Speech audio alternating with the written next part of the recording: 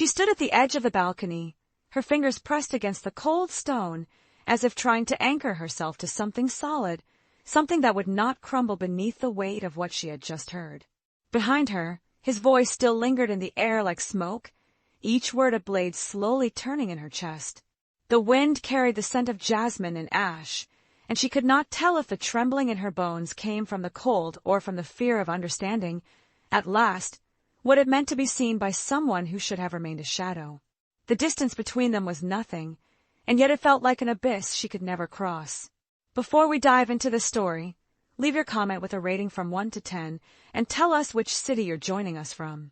May this moment bring reflection and emotion to your heart. The morning she arrived at Thornhaven Manor, the sky was the color of bruised lilac, and the air tasted of rain that refused to fall. She had no name that mattered, not anymore. The letter clutched in her hand bore only one word: come. No signature, no explanation, just the command folded into expensive parchment sealed with black wax. The carriage driver had looked at her with something between pity and suspicion, as if he knew where she was going and what awaited women like her in houses like this. The manor rose from the mist like a creature half-formed, its towers sharp against the low clouds, its windows dark and watchful. She could feel the weight of those windows even before she stepped through the iron gates, could sense the way they followed her movements as she walked the gravel path toward the entrance. The stones beneath her feet were slick with moss, and the trees that lined the drive were ancient things, their branches twisted into shapes that resembled hands reaching, always reaching, but never quite touching. A woman in black opened the door before she could knock. The housekeeper, Mrs. Calloway. Her face was a map of lines and shadows, her mouth a thin blade of disapproval. She said nothing, only stepped aside to let her enter, and the silence that greeted her inside was not the absence of sound but the presence of something vast and waiting. The air itself seemed to hold its breath. "You will address him as Lord Ashford," Mrs. Calloway said finally, her voice like gravel scraping against stone. "You will not speak unless spoken to. You will not wander the east wing after dark. You will not ask questions." She paused, her eyes scanning the girl's face as if searching for signs of defiance or foolishness. "And you will not, under any circumstances, look him directly in the eye unless he permits it." The girl nodded, though she did not understand. How could a gaze be forbidden? What power could a look hold that it needed to be rationed like bread in winter?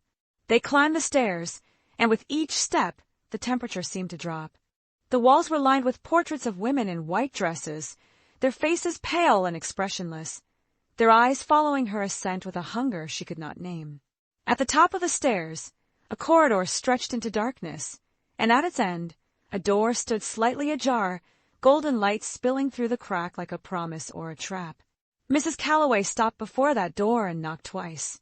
The sound echoed through the hall, and then came the voice. Low, measured, a voice that did not ask but commanded, even in its quietness. "Enter." The housekeeper pushed the door open and gestured for her to go inside alone. The girl hesitated, her pulse quickening, her hands suddenly cold despite the warmth radiating from the room beyond. She stepped through the threshold, and the door closed behind her with a soft click that sounded final, like the sealing of a tomb. The room was a study, lined with books that reached from floor to ceiling, their spines cracked and faded, their pages yellowed with age and secrets. A fire burned in the hearth, casting flickering shadows across the walls, and in the center of the room, behind a massive oak desk, sat a man who did not look up when she entered. Lord Ashford. She had heard the stories, of course. Everyone in the village had. They said he was cursed, that his first wife had died under mysterious circumstances, that he never left the manor except on nights when the moon was hidden. They said he was beautiful and terrible, that women who entered his service either fled within days or stayed forever, bound by something stronger than duty or fear. They said many things, but none of them had prepared her for the reality of his presence. He was writing, his hand moving across the page with deliberate precision, and she stood there in the firelight, waiting, her breath shallow, her body tense with the effort of not moving, not speaking, not existing too loudly. Minutes passed. The fire crackled. Outside, the wind began to moan against the windows, and still he did not acknowledge her. Finally, he set down his pen. When he looked up, The world tilted. His eyes were not dark, as she had expected, but pale, almost translucent, the color of ice over deep water. They held her with a force that had nothing to do with anger or desire, but something older, something that felt like recognition. As if he had been waiting not for a new servant, but for her specifically, for the girl with no name and no family, for the orphan who had nowhere else to go. "You are late," he said, though she had arrived exactly when the letter instructed. "I came as soon as I received your summons, my lord." Her voice sounded small in the vast room, like a candle flame in a cathedral. "My summons." He repeated the words as if tasting them, as if finding them bitter. "Is that what you think this is?" She did not know how to answer. She did not understand the question. He stood then, and she realized how tall he was, how the shadow seemed to cling to him even in the firelight. He moved around the desk with the grace of something predatory, something that had learned patience through centuries of waiting. He stopped a few feet from her, close enough that she could smell the faint scent of smoke and cedar that clung to his clothes, close enough that she had to tilt her head back to meet his gaze. "What is your name?" he asked. "Ilara, my lord." "Ilara." He spoke it slowly, as if committing it to memory, or as if he had known it all along and was merely confirming what he already suspected. "Do you know why you are here?" "To serve, my lord." A strange expression crossed his face, something between amusement and sadness. "Yes," he said quietly, "to serve." He turned away from her then, moving back toward the fire, and she felt the sudden absence of his attention like a drop in temperature. "You will tend to the library," he continued, his voice distant now, formal. "You will dust the books, organize the shelves, maintain the records. You will work in silence. You will not read the volumes marked with red binding. You will not enter the lower archives. Mrs. Calloway will show you to your quarters." It was a dismissal, clear and final, but she found herself unable to move. There was something unfinished in the air between them, something that made her skin prickle with awareness. "My lord," she began, then stopped, unsure of what she meant to say. He did not turn around. "Yes, Ilara." The way he said her name sent a shiver down her spine, as if he had touched her, though he remained across the room, his back to her, his silhouette outlined by firelight. "Nothing, my lord. Forgive me." "There is nothing to forgive," he said. "Not yet." The days that followed unfolded in a rhythm of silence and shadow. Ilara woke before dawn in a small room at the top of the manor, a space so narrow she could touch both walls if she stretched out her arms. The window overlooked the gardens, or what had once been gardens, now overgrown with thorns and wild roses that bloomed in colors she had never seen before, deep purples and midnight blues, petals that seemed to absorb light rather than reflect it. She worked alone in the library, surrounded by thousands of books that smelled of leather and decay. The task was impossible, she realized quickly. There were too many volumes, too much dust, too many years of neglect. But she did not complain. She climbed the ladders, reached for the highest shelves, wiped away cobwebs and grime, and tried not to think about the red-bound volumes she was forbidden to touch. They called to her, not with voices, but with presence. She could feel them even when her back was turned, could sense the way they seemed to pulse with some dark vitality. She avoided that section of the library, kept her distance, but sometimes, when she was deep in her work, she would look up and find herself standing in front of those forbidden shelves, her hand outstretched, her fingers inches from the spine of a book she did not remember approaching. Lord Ashford came to the library every evening at dusk. He never announced himself, simply appeared in the doorway, his footsteps silent on the thick carpet. He would sit in the leather chair by the fire and read, or sometimes he would simply stare into the flames, his expression unreadable. He rarely spoke to her, but she was always aware of him, of the way the air changed when he entered, of the way her own breathing became shallow and careful. Sometimes she caught him watching her, not with desire, not exactly, but with that same look he had given her on the first day, that look of recognition, as if he saw in her something he had lost or something he feared. The other servants avoided her. In the kitchen, the cook would not meet her eyes. The maids whispered when she passed. Only Mrs. Calloway spoke to her directly, delivering instructions in that same cold, clipped tone, always reminding her of the rules, always watching her with suspicion. "You are not like the others," the housekeeper said one morning, her voice low and warning. The others asked questions. The others tried to understand. You simply accept. That makes you either very wise or very foolish. Ilara said nothing. What was there to say? She had nowhere else to go. No family waiting for her. No life to return to. This manor, with all its shadows and secrets, was the closest thing to home she had. Underscore underscore underscore underscore underscore underscore underscore underscore underscore underscore underscore underscore underscore underscore underscore underscore. One night, 3 weeks after her arrival, she woke to the sound of music. A piano, somewhere deep in the manor, playing a melody so haunting it seemed to seep through the walls like cold water. She lay in her narrow bed, listening, her heart beating in time with the notes, and she knew, without understanding how she knew, that it was him. She rose, wrapped herself in the thin shawl Mrs. Calloway had provided, and followed the sound. The corridors were dark, lit only by the pale moonlight filtering through the tall windows. The portraits watched her pass, their painted eyes gleaming in the darkness, and she felt as though she were walking through a dream, or perhaps into one. The music led her to a door she had never noticed before, hidden behind a velvet curtain at the end of the west wing.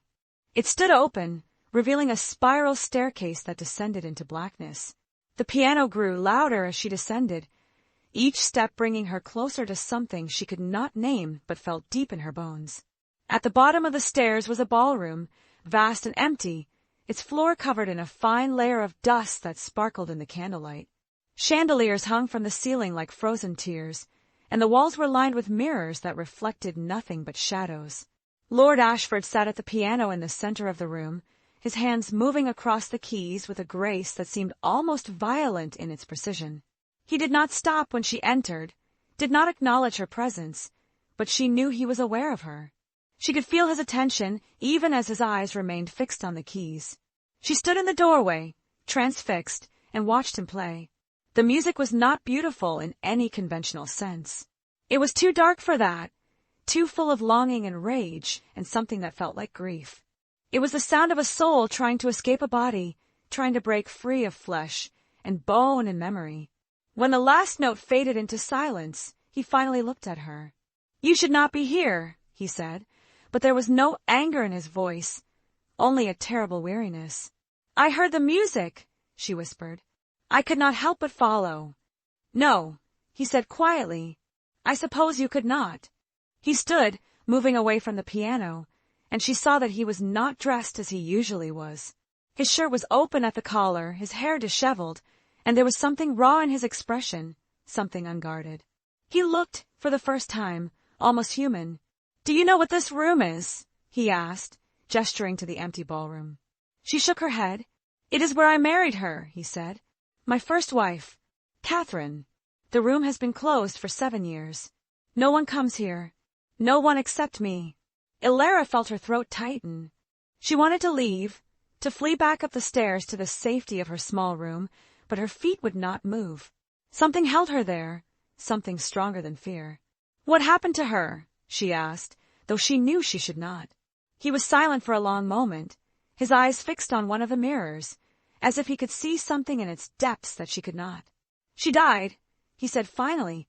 "Here, in this room, on our wedding night." The words hung in the air like smoke. Ilara felt the cold seep into her bones, felt the weight of tragedy pressing down on the space between them.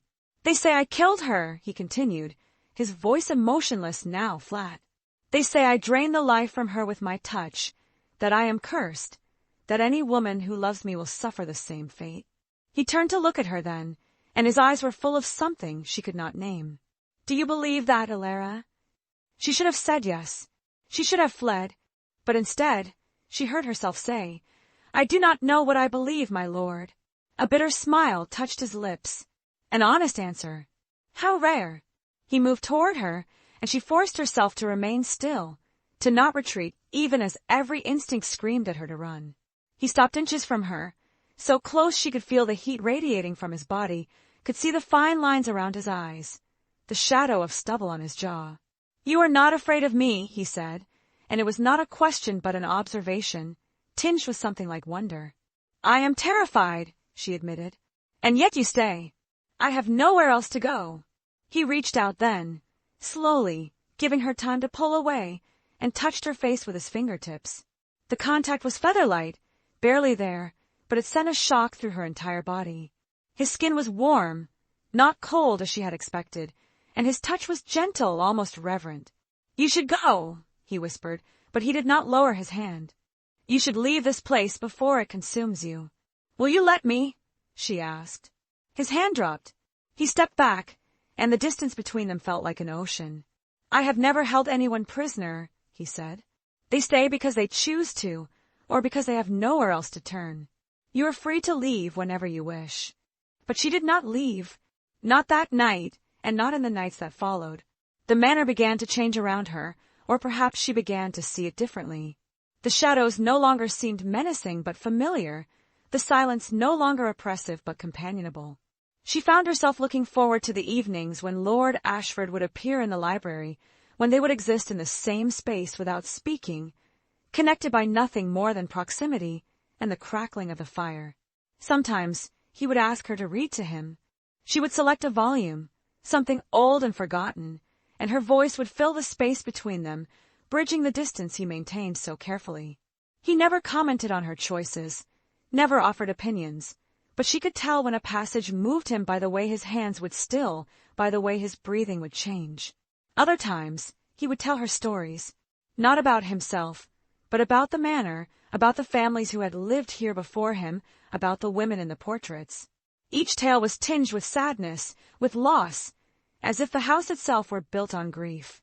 "This place remembers everything," he told her one evening as rain lashed against the windows. "Every joy, every sorrow, every death. The stones hold memory like water holds cold. That is why it feels alive, because in a way it is." She wanted to ask him about Catherine again, about what had really happened, but she could not find the words. The question lodged in her throat like a stone. The servants' hostility toward her intensified. She found her belongings disturbed, her bed unmade when she returned to her room. Once, she discovered a dead bird on her pillow, its neck broken, its eyes glassy and accusing. Mrs. Calloway claimed ignorance, but Alara saw the satisfaction in the housekeeper's eyes. "They think you have bewitched him," one of the younger maids whispered to her in the kitchen, her voice barely audible. "They think you are like her, like Catherine." "I am nothing like her," Alara said. "That is what she said too," the maid replied, and then hurried away before Alara could ask what she meant. The tension built like pressure before a storm. Alara felt it in the air, in the way the other servants watched her, in the weight of Mrs. Calloway's disapproval. Something was coming, something inevitable and terrible, and she did not know how to stop it. The breaking point came on a night when the manor hosted visitors for the first time since Alara's arrival. Lord Ashford's cousin, Lady Marguerite, arrived with an entourage of fashionable women whose laughter echoed through the halls like breaking glass. They swept through the manor with the confidence of those who belonged, their silk dresses rustling, their jewels catching the candlelight, their eyes sharp and assessing. Alara was instructed to serve during dinner, to pour wine and clear plates alongside the other servants. She kept her head down, moved quietly, tried to make herself invisible. But Lady Marguerite noticed her. "Of course she did. And who is this creature?" the lady asked, her voice carrying across the dining room. The conversation at the table ceased immediately. All eyes turned to Alara, who stood frozen with a decanter of wine in her hands. Lord Ashford's expression did not change. A member of the household staff. "How quaint," Lady Marguerite said, her smile sharp as a blade. "She has a certain quality, does she not? That wounded bird look that men find so appealing. Tell me, cousin, does she remind you of anyone?" The silence that followed was suffocating.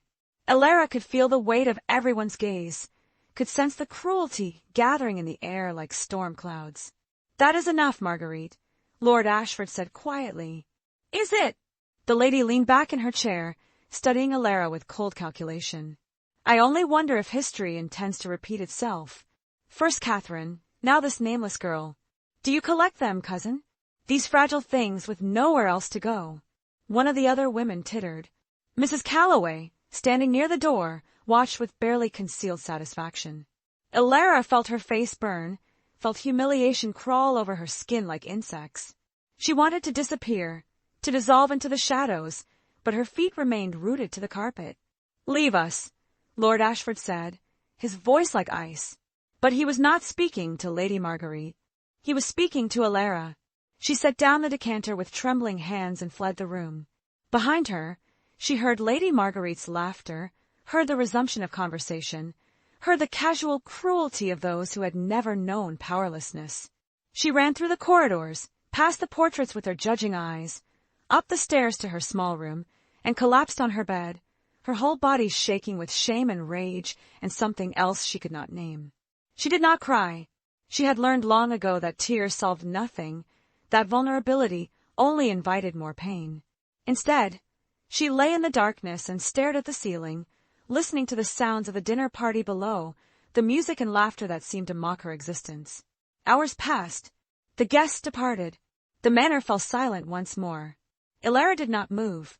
She felt hollow, scraped clean of feeling, as if Lady Marguerite's words had carved something essential out of her. A knock at her door startled her. She sat up, her heart racing. "Alara!" His voice, muffled through the wood. "Open the door." She should have pretended to be asleep, should have ignored him. But she found herself crossing the small room, found her hand on the doorknob, found herself opening it to reveal Lord Ashford standing in the dim corridor, still dressed in his formal evening clothes, his expression unreadable. "My lord, you should not be here," she whispered. "If anyone sees—" "I do not care what anyone sees," he said, and there was something fierce in his voice, something she had never heard before. "May I enter?" She stepped aside, and he moved into her small room, his presence making the space feel even tinier. He looked around, taking in the sparse furnishings, the single candle, the narrow bed, and something like pain crossed his face. "I owe you an apology," he said. "You owe me nothing, my lord." "Lady Marguerite was simply cruel," he interrupted. "She was cruel, and I should have defended you more forcefully. I should have—" He stopped, ran a hand through his hair, a gesture of frustration that made him seem suddenly younger, more vulnerable.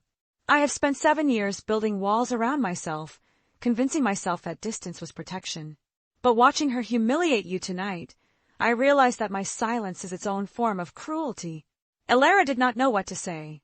She stood there in her plain dress, her hair loose around her shoulders, feeling exposed and raw. "She was right about one thing," he continued, his voice low. "You do remind me of Catherine. Not in appearance, but in essence. She too was alone in the world, seeking refuge in a place that offered only shadows. And he paused, his jaw tightening. I failed her. I could not save her from what this house demands, from what my family's legacy requires." "What happened to her?" Alara asked again, and this time she would not let him evade.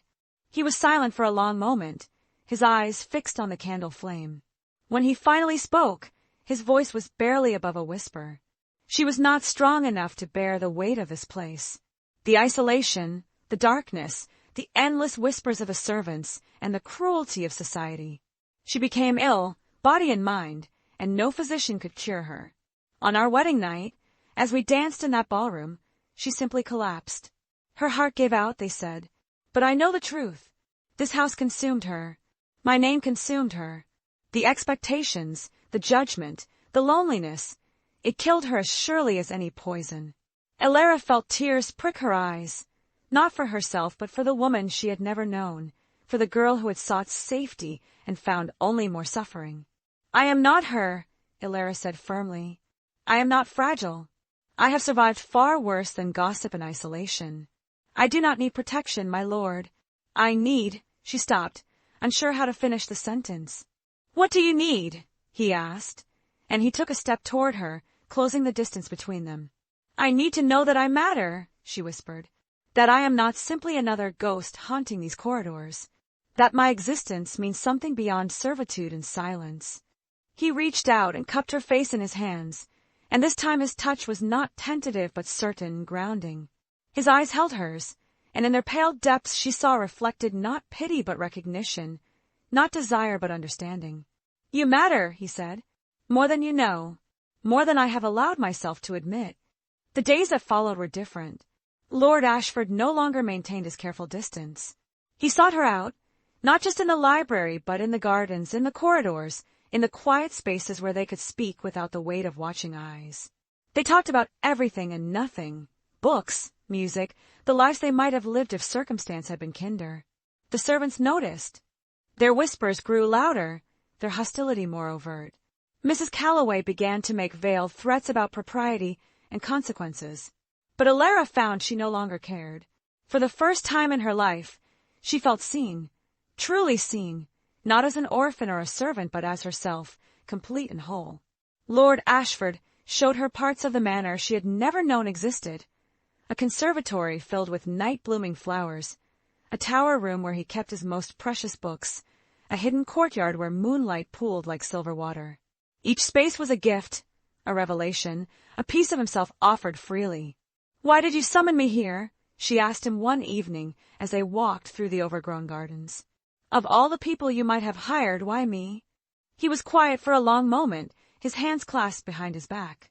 "I saw you," he said finally, 3 months before I sent the letter. You were in the village market, standing alone while others bustled around you. You looked so separate from the world, so utterly self-contained, and I recognized something in you. The same thing I see when I look in mirrors. A kind of exile, a refusal to apologize for existing. "So you brought me here to be lonely together?" she asked, and there was no bitterness in her voice, only curiosity. "I brought you here because I hoped." He stopped, turned to face her. The moonlight caught his features, softening them, making him look almost mortal. "I hoped that perhaps loneliness shared might be less unbearable than loneliness endured alone." She took his hand, laced her fingers through his, and felt the warmth of his skin against hers. "It is," she said simply. But happiness, she was learning, was always borrowed time in places like this. The summons came on a frostbright morning. The village magistrate, accompanied by Lady Marguerite and 2 other members of the family council, arrived at the manor demanding an audience with Lord Ashford. Elara watched from the library window as they swept through the front gates, their faces grim with purpose. Mrs. Calloway found her an hour later. "You are to present yourself in the great hall," the housekeeper said, and there was something like grim satisfaction in her voice. Immediately, Elara's hands went cold. "What is this about?" "You will see soon enough." The great hall was filled with faces. All turned toward her as she entered. Lord Ashford stood near the fireplace, his expression carefully blank. Lady Marguerite sat in a high-backed chair like a queen presiding over a trial.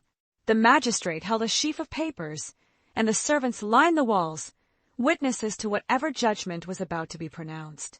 "Miss Elara," the magistrate began, his voice formal and cold, "you stand accused of witchcraft and undue influence over Lord Ashford. It has been reported by multiple members of his household that you have employed unnatural means to secure his favor, that you have bewitched him through dark arts, and that you intend to manipulate him into marriage for personal gain." The words hit her like physical blows. Witchcraft. The accusation was medieval, absurd, but she could see in the faces around her that they believed it, or wanted to believe it. It gave them an explanation for something they could not otherwise understand: why a lord would care for a nameless orphan, why he would defend her, why he would treat her as an equal. "This is madness," Lord Ashford said, his voice cutting through the murmurs. "Elara has done nothing wrong.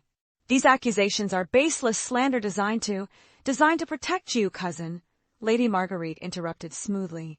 "We have all seen how this girl has ensnared you, how she has made you forget your duties, your position, your very nature.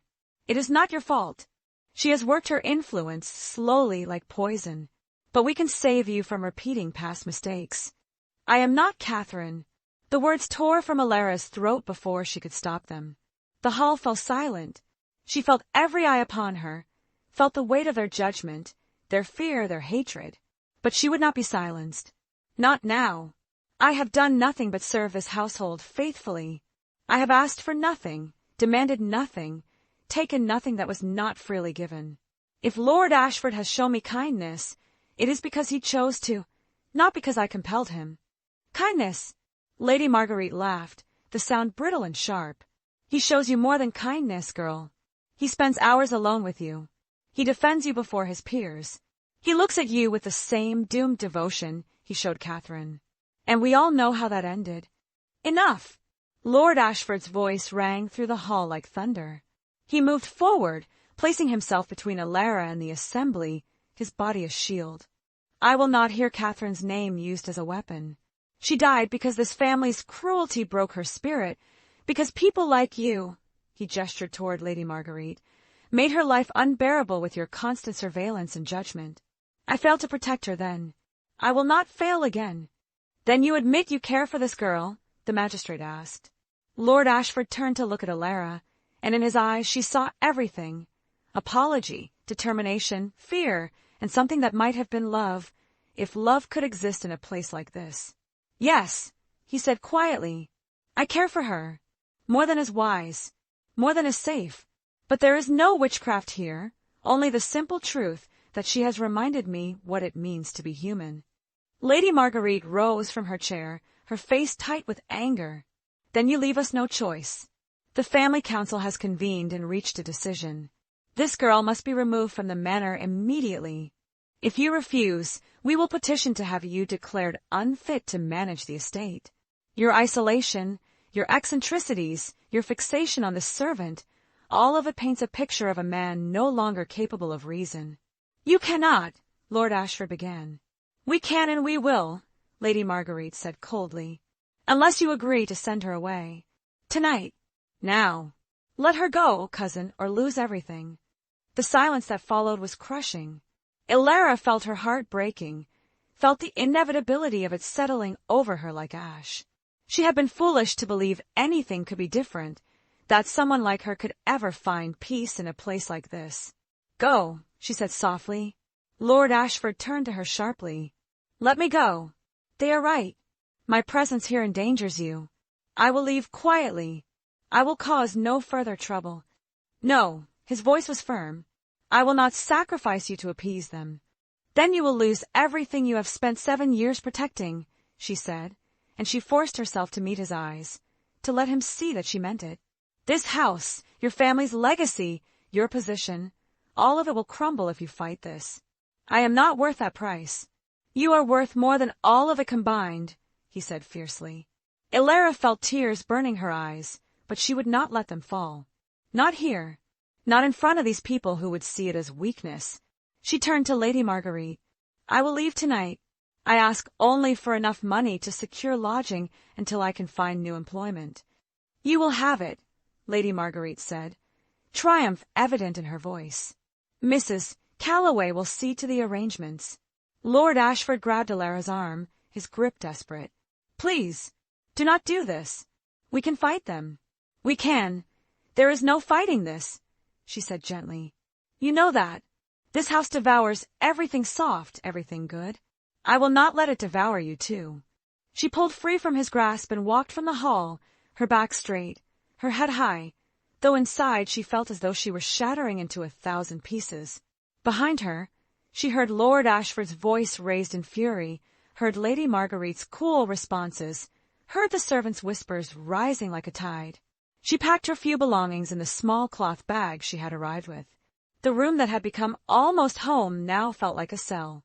Through the window, she could see the dark gardens, the twisted trees, the manor's shadow stretching across the grounds like a stain. Mrs. Calloway appeared in the doorway, a purse of coins in her hand. The carriage will be ready within the hour. Thank you, Alara said, though the words tasted like ash. The housekeeper lingered, and when she spoke again, her voice was almost gentle. You are not the first, you know. There have been others. Girls like you, girls he thought he could save. They all left eventually. Some by choice, some by force, some. She trailed off. This house does not allow happiness. It never has. You are wise to go. He loved her, Alara said. Catherine. He loved her, and it destroyed them both. Yes, Mrs. Calloway agreed. Love is a curse in places like this. Better to leave before it kills you. After the housekeeper departed, Alara sat on the edge of the narrow bed and allowed herself, finally, to cry. She wept for Catherine, for Lord Ashford, for herself, for all the people trapped in cycles of loneliness and longing with no hope of escape. She wept until she had no tears left, until she felt empty and clean, and ready to face whatever came next. A soft knock interrupted her grief. She expected Mrs. Calloway returning with some final instruction, but when she opened the door, Lord Ashford stood there, still in his formal clothes, his hair disheveled, his eyes wild. "Come with me," he said. "Please. Just for a moment."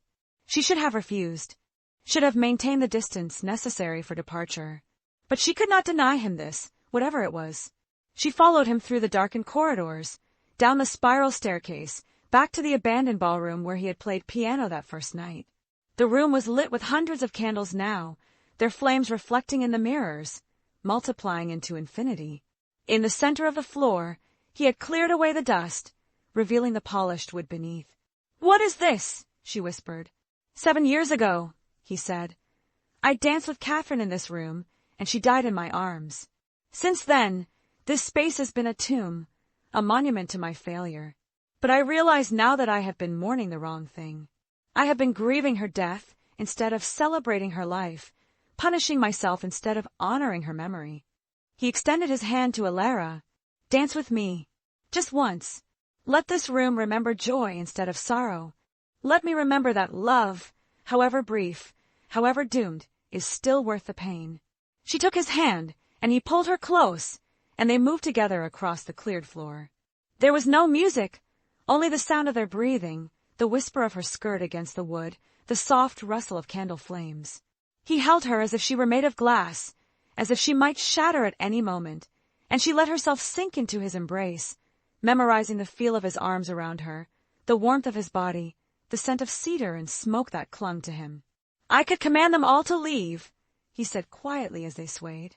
"I could dismiss the council, send Lady Marguerite away, empty the manor of everyone but us."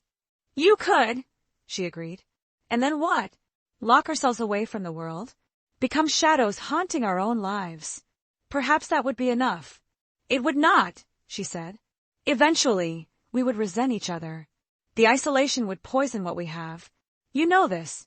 You have lived it." He stopped moving, held her still, his forehead pressed against hers. "Then what am I to do?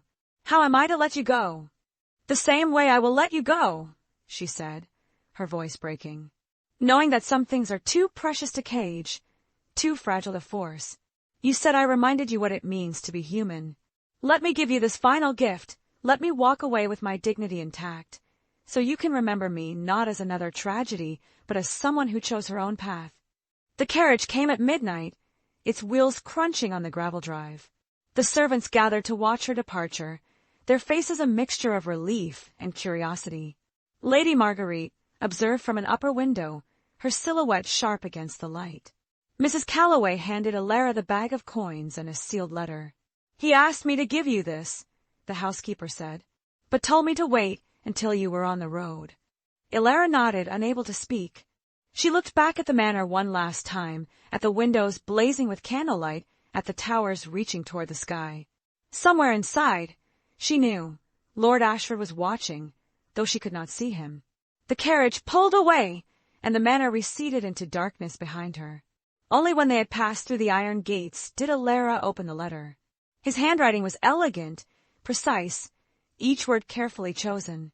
"Alara, by the time you read this, you will have left Thornhaven, and I will have let you go, though it takes every ounce of strength I possess. I want you to know that you were right. Love in places like this becomes possession, becomes tragedy. But what we shared was different. You taught me that connection need not be consumption, that caring for someone can mean setting them free. I am enclosing funds enough to sustain you for several years. Find a place where sunlight reaches easily, where laughter is common, where you can build a life without shadows. Do not think of this as charity. Consider it payment for what you gave me. Hope, however brief, that I might yet be something other than this house's prisoner. I will not follow you. I will not seek you out. This is not a romance where the damaged lord abandons everything for love. I am too much a product of this place, too deeply rooted in its darkness. But I will carry you with me, a light I once held, a warmth I once knew. Be well, Alara. Be free. Be everything this house would never have allowed you to become.